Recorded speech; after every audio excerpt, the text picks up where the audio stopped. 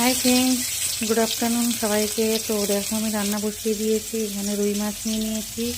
তো রুই মাছ ভাজা বসিয়ে দিলাম আর এখানে মশলাটা নিচ্ছি। তো দেখো এখানে কাজু, পোস্ত, কাঁচা লঙ্কা, আদা আর নিয়েছি একটু জিরে।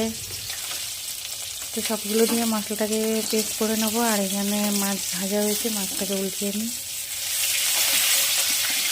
একসঙ্গে জয়েন্ট হয়ে গেছে মাছগুলো, তো আমার তুলতে অসুবিধাই হচ্ছে মাছটা। দেখো কিছুতেই খুন্তিতে আসছে না মাছটা।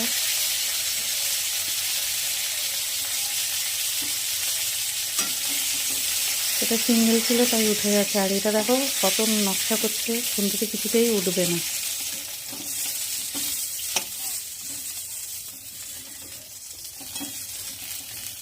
তো যাক, এবার তাহলে উঠে গেল খুন্তিতে।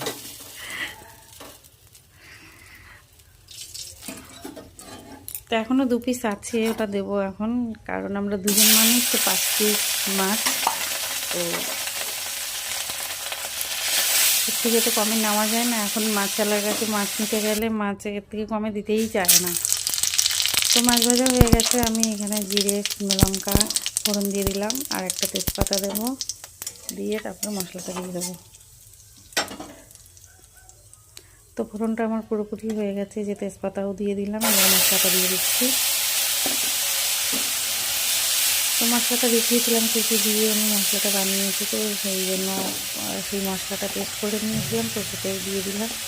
তো এখন উপর থেকে আমি হলুদ দেবো,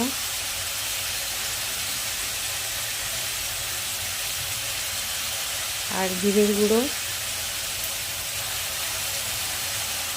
আর স্বাদ মতন নুন।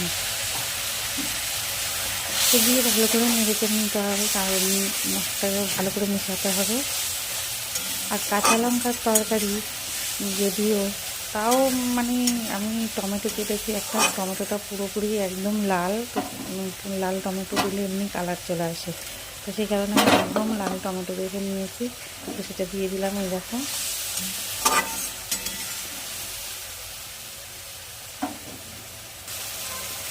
তো দেখো আমার তরকারির কালারটা, মশলার কালারটা কত সুন্দর হয়ে গেছে।